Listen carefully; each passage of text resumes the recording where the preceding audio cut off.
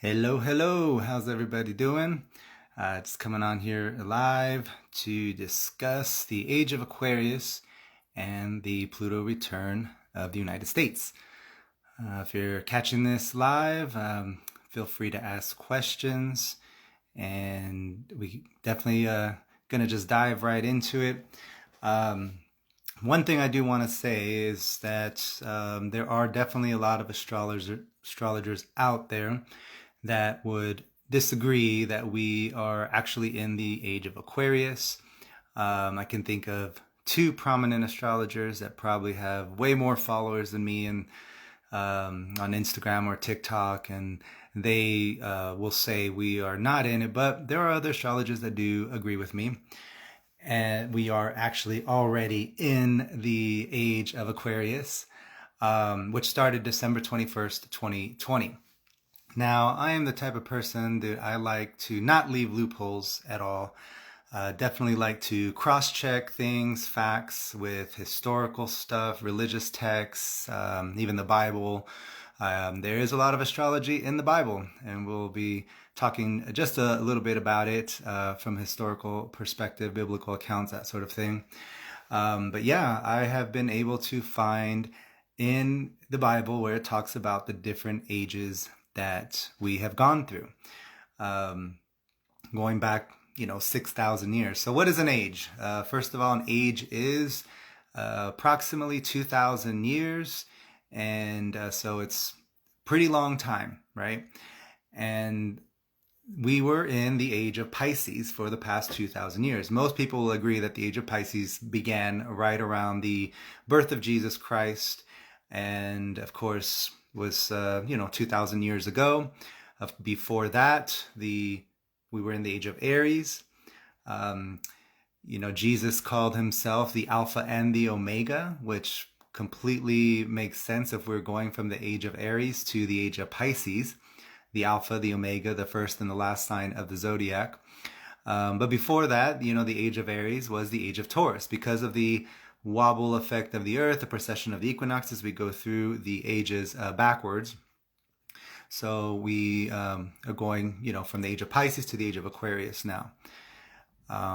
So with that, of course, looking back at history and just talking about the ages, before the age of Aries would have been the age of Taurus. Now, I believe this is the age of Taurus was around the time where Egypt rose to be the most powerful nation known. And of course, Taurus is about property, material possessions, riches. And of course, that was very big in the culture of Egypt, and even their dead were buried with a lot of riches and gold and that sort of thing to help them in the afterlife. So Taurus energy was very prevalent during that time, working with Mother Earth, working with agriculture. The Egyptians were able to create very successful farming techniques because of how predictable the Nile was in regards to how it flowed and changed through the seasons. And they created such great agricultural practices that even endured unto most recently. And so during the age of Taurus, we've got the working with Mother Earth energy, farming, agriculture, material possessions, property. Taurus is the age, represents property, and the pyramids of Giza and Sphinx was said to be about 4,600 years old. So that would put us right in the middle of the age of Taurus. And look at the property from back then that still stands today, 600 years later. So to me, of course, that is a telltale sign of that age of Taurus. And at the end of the age of Taurus, if you look historically as far as the timeline of biblical accounts, this would have been around the time of going from the age of Taurus to the age of Aries. This would have been around the time that Moses decided to lead the people out of Egypt. And of course, at that point, the Israelites had become slaves in the labor force of Egypt in a lot of ways. A lot of people think some of the pyramids were even built by those slaves that Egypt had. And of course, we all know the story, Moses saying, "Let my people go." And finally, after several plagues, the Pharaoh did. And so, of course, the Pharaoh was frustrated, losing his labor force, and got upset, sent the army after. Then we've got the story of the parting of the Red Sea, where all of the military collapsed. So that was, of course, very chaotic, very surprising. Of course, the Egyptian culture kind of diminished a little bit after that. But this is also the time where the Bible says Moses went into the wilderness for 40 years. So there was still that 30 to 50 year chaos and complete transformation and change that happened from leading from the age of Taurus into the age of Aries. Then, of course, the age of Aries was a fire sign, and Aries is known as the warrior. This is when you'll see in the prophetic books God being called Jehovah, the warrior God. There was a lot of battles and wars happening throughout the Bible, and Israelites overcoming a lot of tribes and nations during those prophetic books. And this is also when they really began to do a lot more fire sacrifices. Even the Israelites in the Bible used to burn holy sacrifices. So fire was the holy element. And at the end of that age of Aries was, of course, leading into the age of Pisces. This is when the element of fire left the holy arena and the churches. And this is when water baptisms were introduced. Now, of course, if Jesus was born right around the time of the beginning of the age of Pisces, again, there is that 30 to 50 years of chaos and transformation, leaving one age, entering a new age. So definitely like a little buffer period of transformation. And so, again, Jesus called himself the Alpha, the Omega. Makes perfect sense. Aries is the first sign. Pisces is the last sign. That's when Jesus came. And of course, when he came is when King Herod sent the decree to kill all 2-year-olds after the 3 wise men didn't return to tell him where they were. So he's like, all right, it's been over a year or so. The kid can't be over 2 years, and sent out a decree to kill all kids under 2 years of age in the kingdom. I mean, that would be very chaotic and very destructive, right? And so Jesus began his ministry at 30 and was crucified at age 33. So those whole 30 years to 50 years was the chaotic period, but it's also when the Christianity was kind of established, kind of flourished. A lot of his disciples went into preaching all over the lands, right? And there was kind of the beginning of that religion that was very different than before.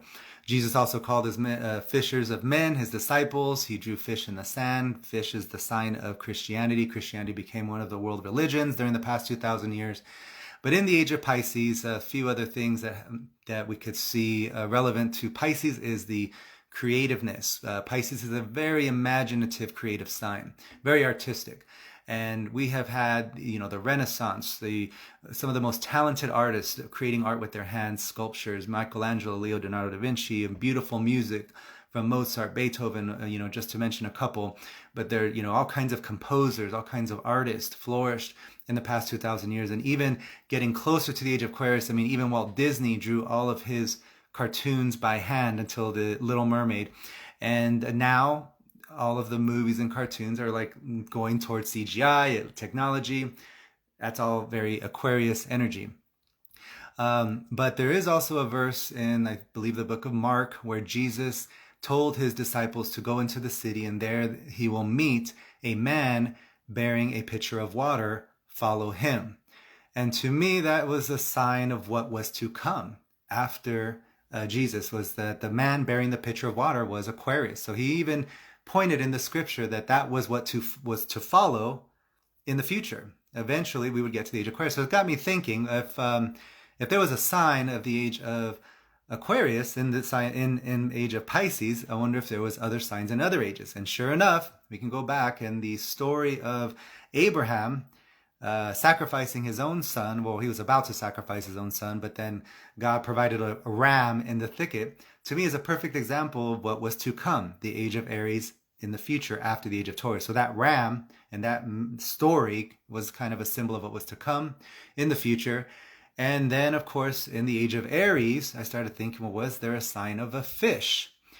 And of all the prophetic books, the most popular that people really know about is Jonah and the whale, Jonah and the big fish. It does not actually say it was a whale, it's Jonah and the fish. So again, there's that symbolism of all the prophetic books. Jonah is probably one of the most popular of most people know about. So it's all about patterns, guys. It's all about being able to recognize the patterns. I love astrology. I love patterns in general.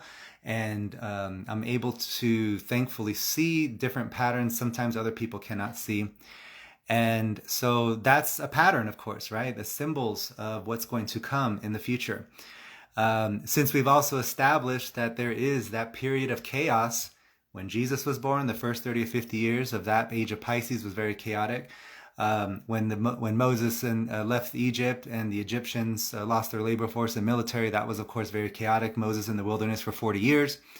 So again, this points to the fact that since 2020, for the next 30 to 50 years, we will experience lots of adjustments, transformations, and major changes. We are adjusting to the energy of Aquarius, leaving the age of Pisces, right? In the age of Pisces, the dark side of Pisces is escapism and illusion and deception, because Pisces is a water sign. How easy is it to see underwater, right? It can be a little difficult. There's a little kind of distorted images with water, right? But in the age of Pisces, we also saw the rise of cinema, movie theaters, movies in general, the silver screen, and media. And we also saw the propaganda that was pushed throughout media. Now, in the age of Aquarius, in the air signs, this is to me another symbol of that we have already entered into the age of Aquarius, because everything is coming out into the open. We are no longer under this illusionary waters of Pisces. We are now breathing the fresh air of Aquarius and learning. Aquarius is also about technology. The new ruler of Aquarius is Uranus. Uranus was discovered by a telescope. First planet to be discovered by the telescope. So there is that connection to inventions and technology, new things, and also youth. The Uranus opposition, which happens at the age of 40 to 42, aka the midlife crisis, is all about breaking free from liberation, reclaiming our youth, because Uranus likes new things. This is a kind of a joke between me and my wife about how Aquarians hate to get old, and they kind of have issues with getting old sometimes. And that to me is part of their ruling planet, Uranus, who loves youth and new things, reclaiming that youth. So when, this is where the whole Pluto and Aquarius power to the people come in. Pluto has been in Capricorn, for many, many years, and we've seen how the power has been given to corporations and businesses. They've monetized everything in our lives. Everything's about making money. Every single aspect has been monetized. If we look at the tax breaks corporations have gotten now versus 10 to 15 years ago, it's like all of the tax breaks are going towards a corporation. On top of that, the United States is a corporation. It is a government, of course, but it is also a corporation. So now we are leaving that Pluto in Capricorn, going into Pluto in Aquarius this upcoming year. We saw a brief glimpse of it for 3 months earlier this year. And during those 3 months, we saw a lot of Aquarius energy, a lot of protests, people, activists fighting for humanitarian causes. That is Aquarius energy. Again, Uranus is the planet of revolution, going against the flow. Anybody who knows an Aquarius knows that you tell them to go right, they go left. You ever want to get rid of an Aquarius, give them a set of rules because they will break them. Hey, Aaliyah, I see you as an Aquarius watching. So I'm sure you Aquarians can attest to that. But so, going back, talking about this whole age of Aquarius that we've now entered in, talking about the date also. So we've talked a little bit about some of the patterns, the Pisces, we're leaving a lot of the illusion, the media propaganda, the control of the Pisces energy. That was like the downside. Of course, the positive side is the creativity, the imagination, the emotion, right? There was a lot of emotion manipulation through the media, when we were in the age of Pisces. And now it's so much different. Like it's almost as if the media can't manipulate us anymore because so many things are coming out in the open, like fact checking, like in real time. That's why they want to shut down TikTok and other apps like that. I even have seen a lot of conversations like on TikTok of government officials talking about how TikTok's a problem. No, TikTok's not the problem. The problem is what's being exposed. The problem is what's coming out. And the emotion part, Chitra might have be because we are in the season of Scorpio. It is a water sign. There is a lot of emotion, and we just got rid of left eclipse season as well. There's a lot of release happening right now, especially with this last eclipse that we just had. A lot of release of emotion. So yeah, definitely currently, but this is more along of a grand scale. And the reason why I say December 21st, 2020, I mean, I've been following the Age of Aquarius conversations for a long time.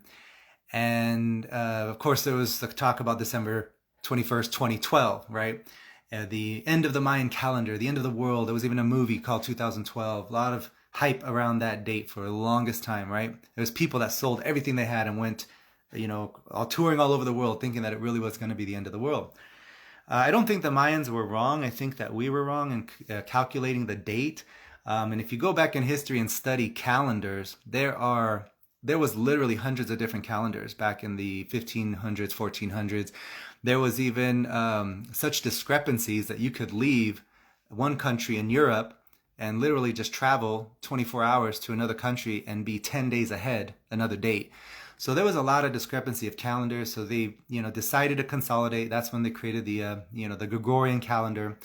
And of course, it is said that when they switched from the Ethiopian calendar over to the Gregorian calendar, there was an 8-year difference. Ethiopia is one of the countries in Africa, one of the few countries that has not been colonized. Italy tried to occupy them, I believe, in the 1930s. It only lasted about a year, so they didn't have enough time to lay down roots and foundations to colonize Ethiopia. So Ethiopia still keeps a lot of its traditions and culture, including their calendar, and their calendar is 8 years difference than the Gregorian calendar still to this day. So what is 8 years later of December 21st, 2012? December 21st, 2020. And on that day, another telltale sign was Jupiter and Saturn conjoining in the very first degree of Aquarius. Jupiter and Saturn are the biggest planets of the sky, called the fate and destiny making planets in old astrology, the benefic, malefic of the universe, or some would say God and the devil. Jupiter was God, Saturn was the devil, but that's of course old astrology. But the biggest planets in the sky coming together in a grand conjunction, which a grand conjunction only happens every 20 years, but a grand conjunction in the sign of Aquarius is more like every 800 years. So definitely a rare event. And then again, coming together in the very, very first degree, to me is just a really big telltale sign of like, boom, here we are entering into the age of Aquarius. But the other thing is when it comes to astrologers disagreeing about the date, is I want you guys to just trust your instincts. Trust everything that I've said, everything I've talked about, listen to your intuition. It's kind of like the conversations of the 13th zodiac sign, right? How all the signs have changed, and now we're actually the sign that was before our sun sign. And the reason why that conversation comes up every few years is because there is like a little tiny truth to it. There is that constellation of Ophiuchus between Scorpio and Sagittarius, but the zodiac in Western astrology is not governed by the constellations. It's considered by the tropical. Everything is divided equally with the seasons. That's why we always have spring equinox on March 23rd and the fall equinox on September 22nd, around those dates.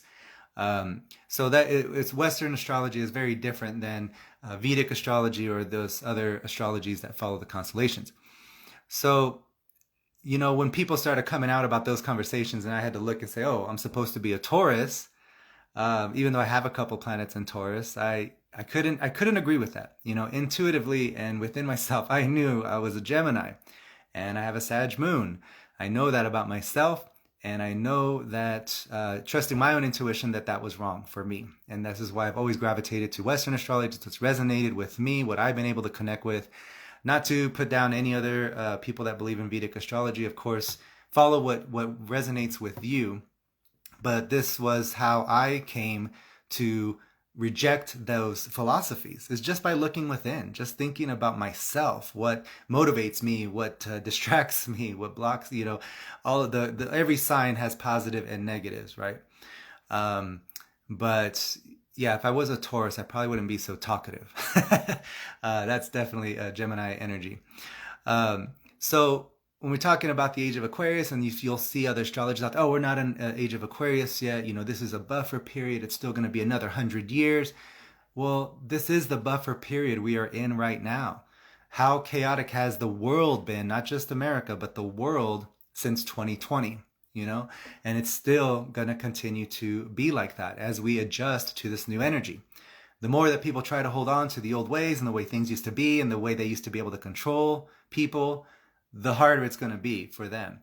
A lot of people in governments and in leadership positions are trying to figure out how can we mitigate and manage these messages from TikTok that keep going out, calling TikTok propaganda when TikTok to me is becoming the new way of journalism. The CNN and some of these other media sources even use TikTok videos for some of their videos now. And so yeah, it's not surprising that they want to shut down that knowledge. You can't unread a book, you can't undo knowledge, and so they're not in control. They lose control of the message. They lose control of the propaganda. That's Aquarius energy. Leaving the waters of Pisces again. It was easier to manipulate and deceive, and a little bit of illusions. That's the downside of Pisces. But also just thinking about the positive signs of Pisces, like the creativity, the imagination. Like art nowadays is AI art, CGI. Technology, there's even like a lot of actors protesting how they want to kind of use just the image of the person or the essence of the person, but they're going to do it all CGI. And that's really frustrating for new actors, because new actors, that's how they start, being extras, being in the background. And then that's how they learn how to develop their skills as an actor and become better actors. So even with the cinema and the movies, which of course began in the age of Pisces, even that is changing now with this all the technology and everything that we have. And if you guys think that this is going to slow down, it is not. It will speed up. The last time Pluto was in Aquarius at the beginning of this country of the United States, we saw a lot of inventions. Aquarius is the inventor of the zodiac. We saw inventions back in the beginning of this country that took away a lot of labor jobs. The cotton gin, eventually the assembly line, other things that took away labor jobs. So we have to be prepared for that. Pluto goes into Aquarius next year, and I just know things are going to speed up and ramp up. Anytime Pluto has been in an air sign, there's always been great advances in technology and the medical field and with inventions. The computer, Apple, was created in the 70s when Pluto was in Libra, an air sign. Okay, in the 1800s, when Pluto was in Gemini, this is when we saw all the world fairs. When Paris built the Eiffel Tower, Chicago had the biggest world fair, which of course there's no longer buildings, but the beautiful pictures from that time period that people look at, and there's conspiracy theories like, oh, this was a buried city, and this was actually a real city that people found, and they just destroyed, and there's hidden history here in the United States because of these beautiful, how could they have created these beautiful cities with electricity? They didn't even have electricity in homes back then, but this city in the World Fair that they created in Chicago had electricity. Tesla was the one that created, and of course wanted to create energy for people, and he won out the contract to be able to help provide electricity that was for that World Fair. That was during the Pluto and Gemini era, air sign again. So again, guys, this upcoming year, as we go into the Pluto of Aquarius, expect jobs to be lost that are going to be replaced with new inventions. New inventions that will make things easier for us and automate things for us so that we can actually focus on other things. Just like, there's not people pulling cotton by hand anymore because the cotton gin got rid of a lot of that during the 1700s. Same thing, expect to see those inventions coming out. Aquarius is the revolutionary of the zodiac. Expect there to be revolutions and fighting back against the norm, fighting against the big brother and all that. Power to the people. You know, they sang about it in the 60s and 70s, again, when Pluto was in an air sign. That was when the Age of Aquarius song came out. And so, you know, we're now getting to this Pluto in Aquarius. We already had Jupiter and Saturn in Aquarius. Now Saturn has just entered into Pisces. So we'll continue to see that. Now for the Pluto return of the United States. Pluto takes 250 years to go around the sun. And so Pluto has conjoined the spot of the original place of Pluto in the birth chart of the United States on 2/22/2022. That was the first time. It did it 2 more times. Just a few months ago was the last time. And so this is a revision of the power of this country, a realignment of power sometimes. But if you go back through history, look at great empires, then you can read books about the fall and rise of empires, and you will see, not even astrological books, but just books that talk about the rise and fall of empires. And there's always 250 years or 500 years that empires collapse, and there's a realignment of power. And hey, Joanne. And so we've seen it in the Roman Empire, which I have my notes, so I have to refer to my notes. But the Roman Empire lasted pretty long. It began in the 27 BCE. So its first Pluto return was between 216 and 223 AD. This was a very unstable period. The Severan dynasty came. There was a crisis there, you know, within that 3rd century. But it didn't collapse. It was just a very unstable period. There was a lot of fighting, and, you know, they survived their first Pluto return. So it doesn't always mean that the Pluto return, you know, the whole country is going to collapse. But there could be definitely a diminishing of power, a realigning of power, a realigning of even the borders of what could be the country. Now, the second return of the Roman Empire was in 461, 468. This was the Battle of Cap Bon, 468. This is when Vandals came to the borders, destroyed all of the fleets of Rome, and then there was an invasion, and the collapse of the Roman Empire was immediately after that in 476 AD. England is another country who has been around for a very, very long time. They've gone through, I think, 3 or 4 Pluto returns. But the first Pluto return, let's see, there was the Great Famine. Then, of course, you know, it was a period of unrest. There is also the last, I believe the last Pluto return was the end of slavery in England and the abolition of the Slave Trade Act in 1807. The beginning of the Slave Trade Act was, the introduction of the slave trade happened, I believe, in the second Pluto return. And then after the Pluto return ended, it was the abolition of the slave trade. And of course, slaves and the slave trade is all about power and the manipulation of power, right? America was founded on slaves and genocide and the complete wipeout of the Native American culture and other cultures. And so that was part of the establishment of this country.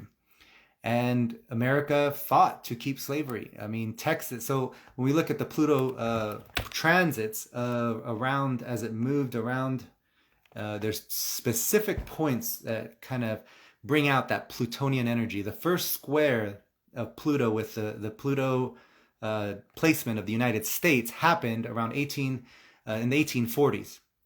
This is when Texas became a state. And the reason why Mexico fought America was because they didn't want slavery on their land. And Texas, they were fine with the Americans and the white people coming to settle and occupy Texas land. They didn't want the slaves, though.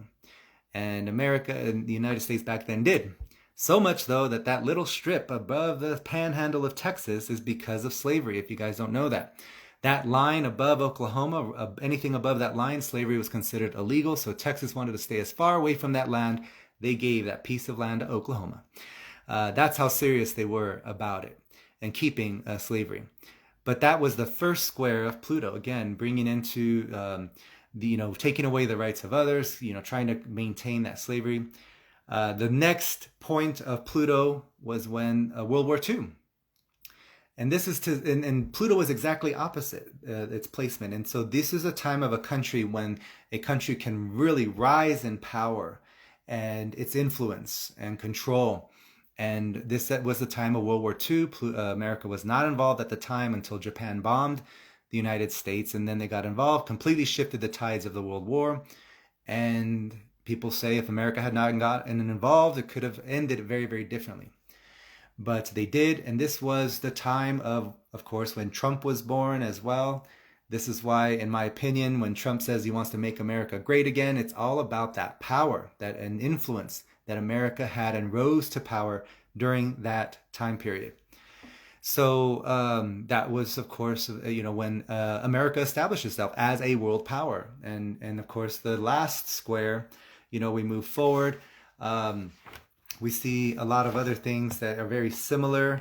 I believe it was, during the World War, there was also the rights taken away of the Japanese people, a lot of internment camps. People just herded into these internment camps in California.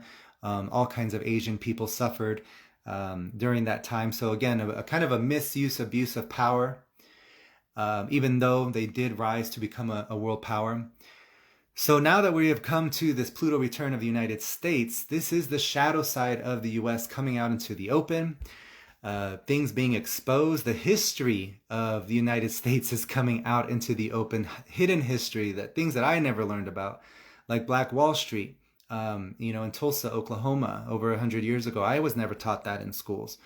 In Texas, in order for you to graduate from any University of Texas, you have to take Texas history and Texas politics.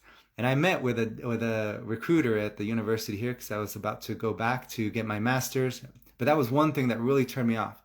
And this guy was Mexican, here in El Paso on the border. So we have a lot of people that are from Mexico. And this gentleman was there. And I asked him, if I take Texas history, are they going to teach me about the truth of Texas history and the truth about the Mexican-American War and how Mexico's abolished slavery? And he didn't even answer my question. He just looked at me and he said, I studied in Mexico. And that was enough for me to basically understand what he was saying. That no, they wouldn't be teaching that. And that's kind of been a big turnoff for me to go back and finish my master's here in the state of Texas. Because I don't want to waste my time on those two classes.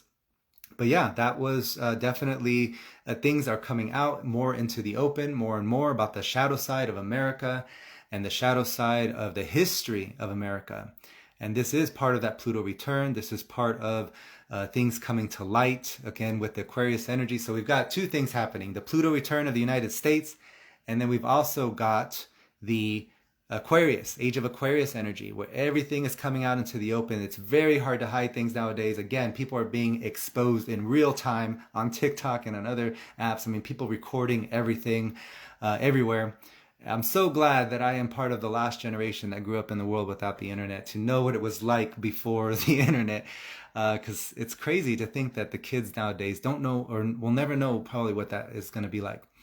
But yeah, it's going to continue. This age of Aquarius energy is not going to diminish. It's going to continue. We'll see more technology advances, more advances in vaccines and medicine and discoveries as well. Again, Uranus is the new ruler of Aquarius, was discovered, the first planet was discovered by telescope. Expect shocking and surprising discoveries of things that we would never even consider or think about or learn.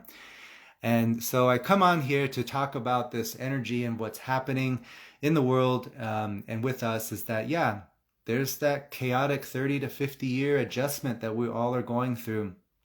Governments all around the world are still trying to claim and hold on to the power they had and the way they were able to control their people, and they're losing the battle in a lot of ways. Look at all of these citizens here in the United States that are literally fighting against the establishment and the way things used to be. We've got just the power to the youth. The youth are coming out more and more and more and voting and protesting and activists. This is definitely part of all of that Aquarius energy, and it will continue. I even saw a video where, I don't remember the name of the person, but he was talking about the issues in the government, that we don't have a left and right issue anymore. It's not Democratic and Republican. It's old and youth. That's the big divide right now. The old traditionalists, the people that are older that wish they can keep everything the same, and then we've got the youth that's coming up and seeing the truth, and their eyes are opening wide to the reality of the way this world, and they're questioning, why are you guys always left it this way? Why are things like this? Why are people being denied human rights? Why are we, funding genocides and getting involved in other countries' affairs? Like literally the light bulbs are coming on all across. And so I believe that too. It isn't a left and right issue anymore. It is the youth and the big divide between the elderly community and older traditionalists, the people who've been around for a long time, and then the younger crowd. And this is, again, power to the people, power to the youth, power to technology, power to humanity. Progressive ideas will become more popular. We are leaving the Pluto and Capricorn era, where there was more power given to the people that were in leadership, people that were at the top of the leadership chain, corporations, and monetizing everything, making businesses out of every little thing. I mean, that was definitely the Pluto and the Capricorn. The dark side of that being that corporations don't always take their employees' rights or human rights into consideration unless they're forced to, right? And they've gotten a lot away with a lot of things. And that's going to be going away. I really, I'm already starting to see it in certain businesses, but the businesses, especially the biggest businesses out there, are going to have to adapt and change the way they treat their employees. They can no longer just get rid of people like they don't matter anymore. It's just business, guys. No.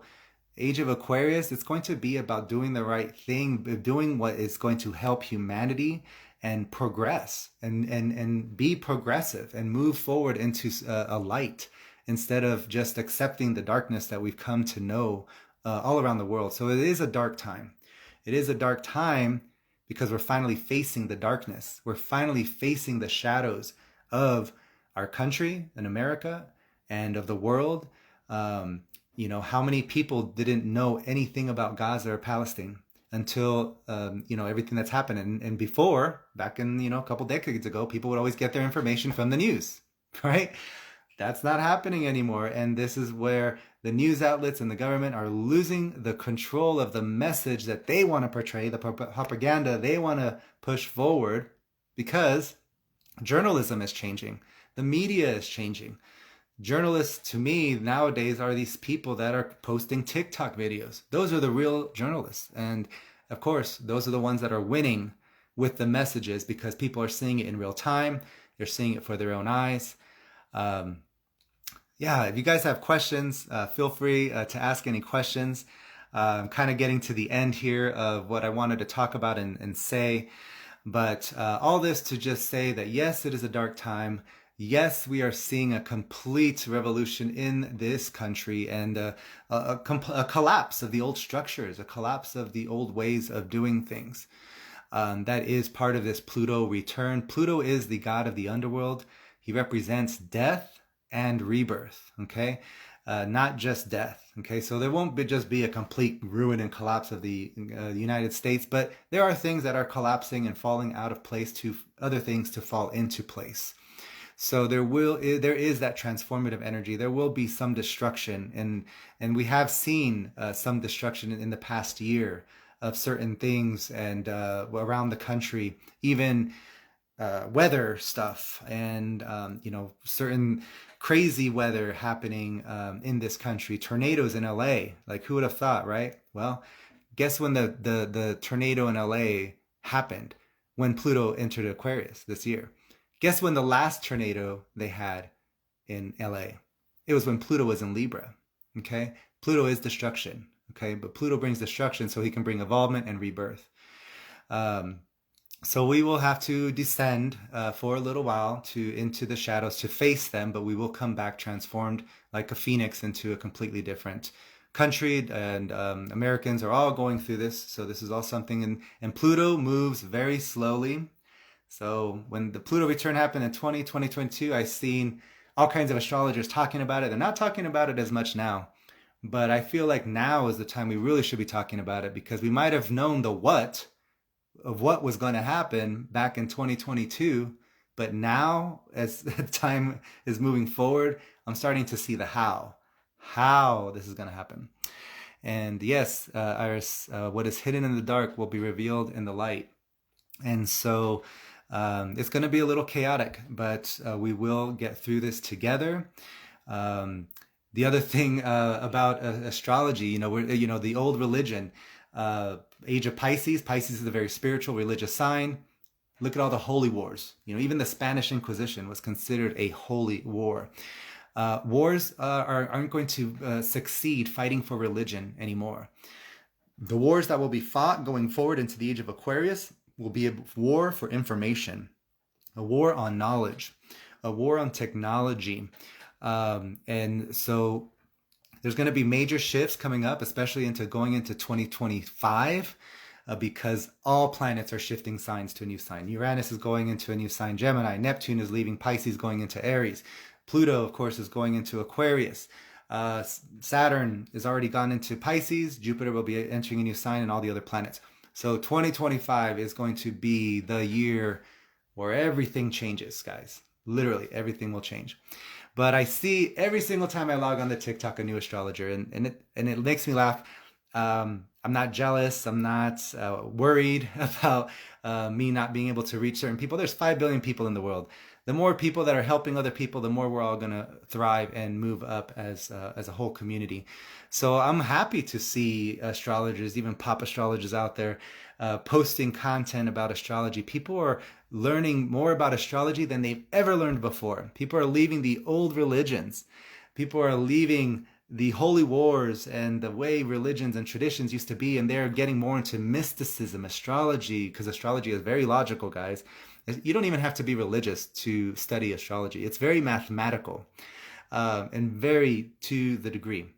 So seeing the abundance of these new astrologers come out almost every single time I pop up the TikTok is another sign of the mentality and the energy of Aquarius, where people are kind of moving more towards that as a religion, as a spirituality. They're getting more in tune with the old religions, of working with Mother Earth and the energies of the universe, instead of following a guy in the robe at the front of the church and just listening to everything that they say. So hopefully, guys, this has been helpful. I appreciate you guys coming on, those who are listening and those who will listen after this live broadcast. Again, feel free to comment, post questions. I'll be happy to answer them. If you guys don't want to believe we're in the age of Aquarius, I respect your beliefs. I respect other people's beliefs, because how can others respect mine? But this is my firm belief that we have already entered into this era of the age of Aquarius, and we're just adapting now to all of this energy. But any other questions, guys? And yeah, the birth time definitely can affect predicting certain transits, but there's still a lot of things you can find out about your birth chart and the placements of the planets. But yeah, me coming on live is another me trying to do a little more with social media, trying to get out there, connect with others. I'm adapting myself. I'm adapting my business to be more online. I've been doing IT tech. I've been learning more about computers the whole past year myself. I've been thinking about going back to school to get my master's degree in computer science, which I'm still planning to probably do, to set myself up for job security, because I know going into computers and computer science, I will always have a job for the next 20 years until I die, or 30 years, whenever. So yeah, I mean, hopefully I live longer than 30 years from now. But I am doing that because that is Aquarius energy, guys. So when we talk about, oh, these computers and our machines are taking away the humans' jobs, expect it. It's gonna happen. Adapt, learn to adapt, because there is going to be a huge labor force losing their jobs. Things will be automated to make things easier for humanity, because we were trying to progress. Again, keep that in mind. Aquarius is all about the progression of humanity, the whole group being lifted up, not just the individual. And yeah, that's great, Joanne. And again, I just want to thank you guys for coming on and listening to me rant and vent about this age of Aquarius and Pluto return happening. I'm starting to see the diminishing of the power of the United States and of the popularity. I mean, all of us have been seeing the diminishing of the popularity of the United States for a while. This is part of that Pluto return. And just expect it. It's going to continue to happen. Hopefully, we will adapt and we will survive this Pluto return and can transform and come out better for this.